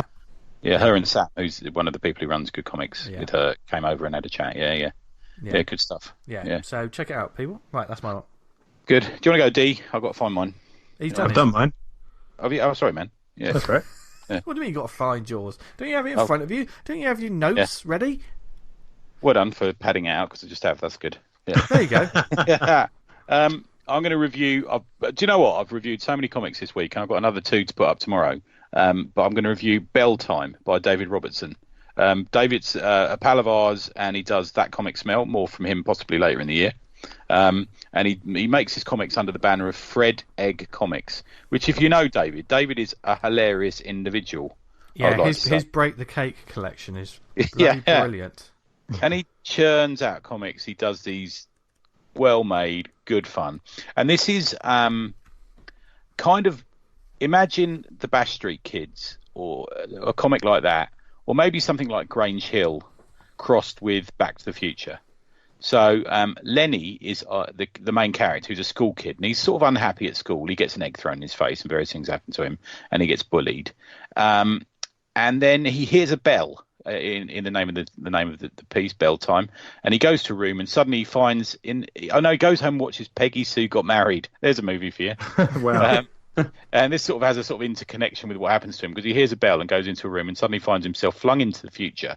It seems to be like slightly in the future, so a couple of the cars look a bit like hover cars, a little bit. So there's sort of, it's 5 minutes in the future from us, and finds himself the librarian at the school library where he was a school kid. So seemingly in the future, he has become the librarian in his own school that he attended when he was a kid.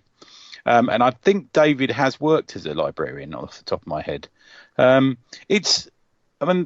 Dave's from Dundee, the home of British comics, and this has got a real British comics feel to it, which I kind of like, you know. It's also got an element of movies like Clockwise. Do you remember that John Cleese movie? Yeah, A little bit of that. TV series like Teachers. We saw that. But it's also straight out the Beano. It's got that straight up Beano feel to it, but crossed with Back to the Future. So he ends up as the librarian, and it's just his sort of day to day, and he's kind of a bit lost. But he kind of finds his way and actually becomes not a bad teacher. You see that he's, you know, all the kids are like, because it's 5 minutes from now, so all the kids are like, you're not allowed to touch me, you know, and all this sort of thing. You know, there's that sort of thing going on. But he actually becomes quite a good teacher, and it's amusing and a little bit real about stuff, and quirky, and it's very quirky, very sort of idiosyncratic to his style. And there's a little finish to it, and it's just a good, fun story that you can zip through fairly quickly. The art is iconically brief and consistent and works well and has a good flow to it. You know, it really does have that sort of flow that you can just follow it, and everyone's distinctive and you know who everyone is. And, you know, there's a little bit of the Scott McCloud in his style, you know, that sort of brief caricature style to it. But it's just really good fun. There's a couple of little bits that he adds a few extra stories, sort of pad the volume out. There's a thing about the Tay Bridge, which is the Tay Bridge disaster. The Tay Bridge being the one that is that you can drive over. I think you can drive over to get into Dundee.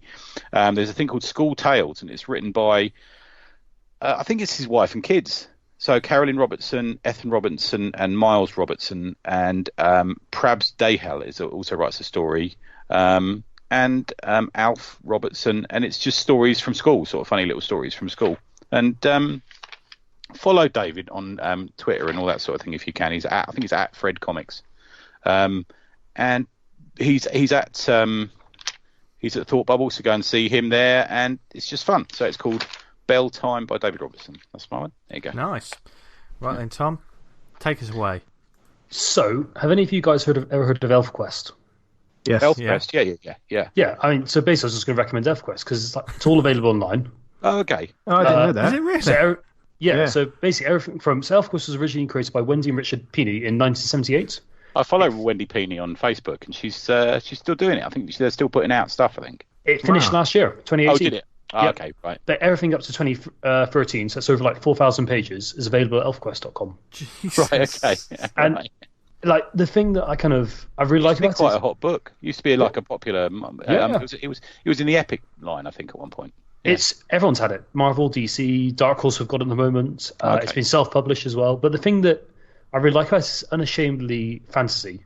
There's no like knowing winks, you know, like the Eagles are busy, all that kind of shit. It's just enjoying itself and has a good time, and yeah, it's brilliant. It's got a big chunk of fandom around it as well. Oh yeah, it really does.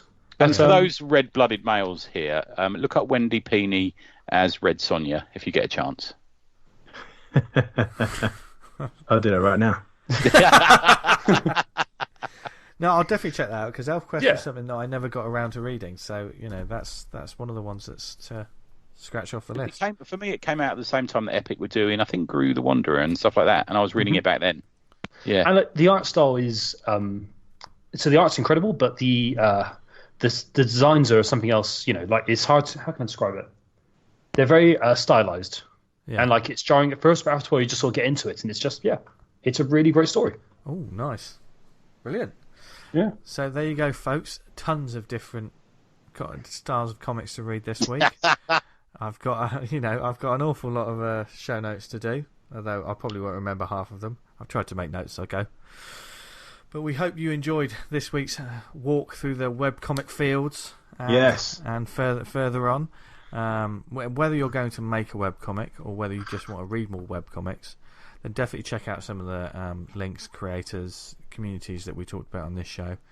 And feel free to continue the conversation in several different ways. If there's something that you want us to know or shout out about or anything like that, then you can get in touch with us, because we'll always give a shout out on the show. Yes. So you can email us awesomecomicspod@gmail.com. Follow us on Twitter @theawesomepod. We're not going to do any questions for the next show, because, like I say, we're going to be recording early, so it's just going to be us, the three hosts, just talking nonsense for an hour and a half. Yeah. Which should be fun. When I review Surrealsville. Oh yes, yes. Look forward to that. Yeah. It'll be that episode. Are you going to read all issues, Dan? I'm going to read one and then see how it takes me. Yeah. Well, you never know. Oh, I look forward to that. Reading 17 issues of a comic, That's hard going, isn't it? Yeah. That'd just be the entire show. But you can also, if you do Facebook, then go to facebook.com/awesomecomicspodcast, and you can continue this conversation on our Facebook group, Awesome Comics Talk, where loads of advice and comics talk and convention talk, and I'm sure there'll be if there's not already, there'll be a Thought Bubble thread over the next couple of days. There was an Inktober thread, which was fantastic. So good. That's our biggest thread ever. It was like 700 posts or something. Yeah. And thanks to everyone who took part in that. I loved that. Yeah. I've got a big shout out to Dave Kennedy stuff, which was just a diamond. His stuff, he was doing like all 80s films and cartoons. I loved it. Yeah. McCune did some Blueberry stuff that was fucking outstanding as well. So, amongst loads of good stuff. Oh God, there's joy to look through that every day. Mm-hmm. Claire Spiller did some good. It's never ending. Yeah. So go to Awesome Comics Talk to find out that, because there's a great community of people as well. We're not one of those Facebook groups where you get hard selling for Kickstarters or whatever. It's just people arguing over fucking crap. Yeah. Actually, We're all comics fans, makers, lovers, whatever. So, and we post up the episode on that page every week, and feel free to get stuck into the conversation on that thread as well. So, thank you for listening to us, whether it was on the website awesomecomics.podbean.com. If you listen to us on iTunes, leave a review, subscribe, helps get the word out about this show, etc., and whatever we talk about on a weekly basis. And whether you listen to us on any kind of network like Spotify, Stitcher, Podnose, Podknife, what are the networks we on, Tony? We're on Pod, Buff, The Basement. Anyone who knows that reference, we will give you a prize. You will. Yeah. Come and get a free print at Thought Bubble if you're there, if you know that reference. Are you selling the special stuff at Thought Bubble? I'll have the special stuff with me, my friend. Yeah. Are you going to have it with you? It's not going to be. I can give it to you, babes. We'll see. We're almost within sight of each other, so we won't lose sight of each other. It'll be fine. Yeah. So if you want copies of the Horror Chronicles, you've got to go to the Awesome Comic table. Yeah. And ask for the special stuff. Yep. And they will be $3.50 each, isn't it? That's right. Yeah. There you go. It's a steal. Yeah. With the marvellous artwork of our guest, Thomas Curry. But, yes. Tony, if I can't make it to Thought Bubble, where can I buy the Horror Chronicles from? Oh, Tom. You can go to Skellibob. No, you can't. neverindanything.bigcartel.com. And you're still taking commissions, Vince, for Thought Bubble? I am indeed, yes. Someone for my boy, for my son. Brilliant. Yes. I've got some space left and a bit of time to. Thank you to everyone that's asked for one of them. I've had fun doing these, but you really want one of them, I tell you. They're good, man. Yeah, really good. Really good. We're going to miss you, Dan. We're going to miss you, man. Yeah. 1 year you got to make it up north. I'm sitting here looking at fucking piles of boxes containing my comics and. Oh, mate. And shedding one single tear. Yeah. Not that. From his face.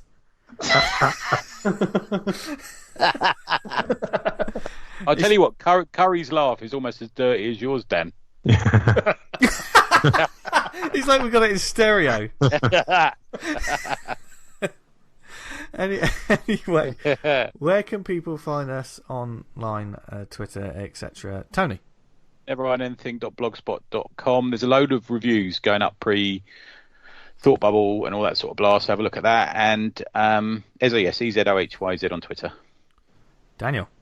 You can find me on Twitter at Vanguard Comic, and you can read Vanguard at vanguardcomic.com. Nice. You can find out more about my comic at theredmaskfrommars.com. You can follow me on Instagram and Twitter at Jester Diablo. And like I say, I'll be at Thought Bubble, table 93A, where, I'll have Awesome Comics, our anthology. If you haven't got it yet, it's a crazy deal. Yep.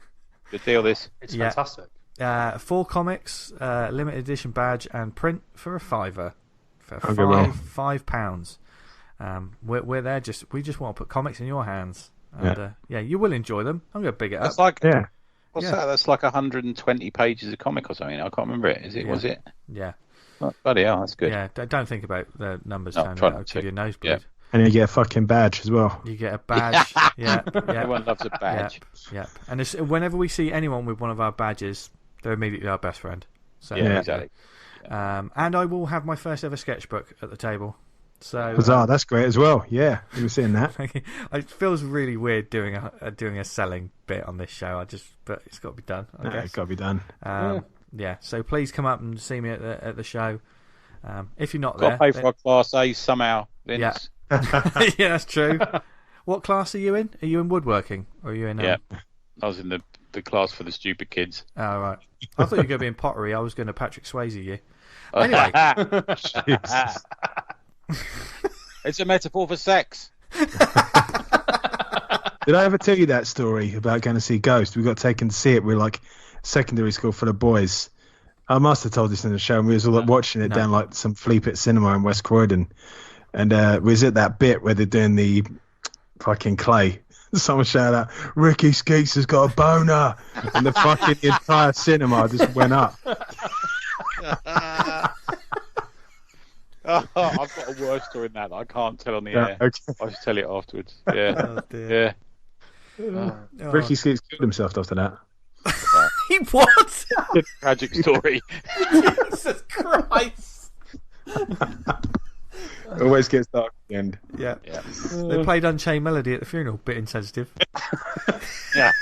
It's fine. If he has killed himself, I backfired that joke. Yeah. Please, we hope you're okay, Ricky. Yeah. But put it away. That's good, lad. He's Tom, looking on Patrick Swayze like, "Hey, Sam." No, let's stop this joke. let's stop this now. Let's stop this before this becomes the last ever episode of the Awesome Comics Podcast. Tom, where can people find you and your work, etc.?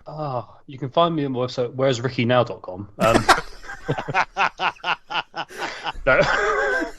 No. Ricky's doing porn. Well, at least like the boner would do him some good. Yeah. He had all the skills. That was the sort of the key moment. Well, actually, I've got a boner. Yeah. I know. I could make £1 million.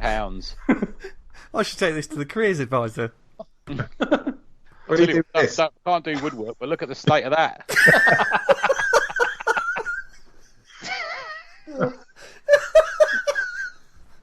Started rival podcast like the hunt for Ricky. Every week you try the red bone timber. Oh. But Tom, where can they find? He's told you. You can find me online at you can follow me on Twitter at ThisChucklehead, and you can find my work at this website we've been mentioning the whole way through the episode. Skellibob.com. Yeah, what was that again? Skellibob.com. Right. I think we should all say Skellibob at the same time after 3. Just hearing his voice, he's like, "Oh no, please don't." Oh dear. I can't afford it anymore, Vince. Oh yeah. Sorry. Let me call him. We have mates on. This happens. Yeah. We have like a sensible guest from TKO, and we're all sensible for fucking it. I think get someone we know, and it all descends into chaos. Just absolute chaos. But hopefully chaos that you enjoyed, folks. So yeah, go forth, read loads of comics, and whether you're at a convention or not, have a brilliant week. Just read Skellibob.com. There you go. That's another £5. And well, brother's got to eat. Do you know what I mean? And as always, what do they do, Dan? Stay awesome. Was he further away then? Is he literally? He's literally walking away from the show. I knew it would happen one day. No, never say that. No. Right, this is. He was off. Got to find Richard. Got to find Ricky. Yeah, I'm googling him. I'm gonna add him on Facebook if I can find him. Love you. Bye. Bye, everyone. Bye. See ya.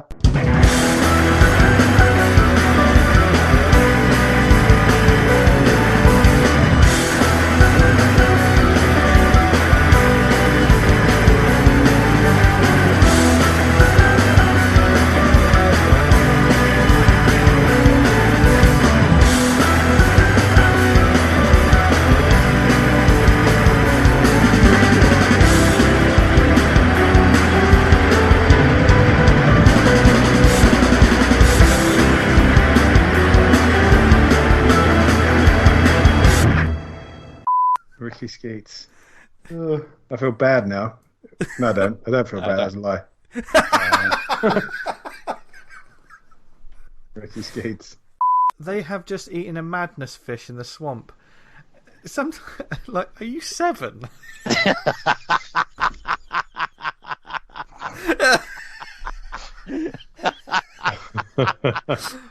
I'm eating a madness fish.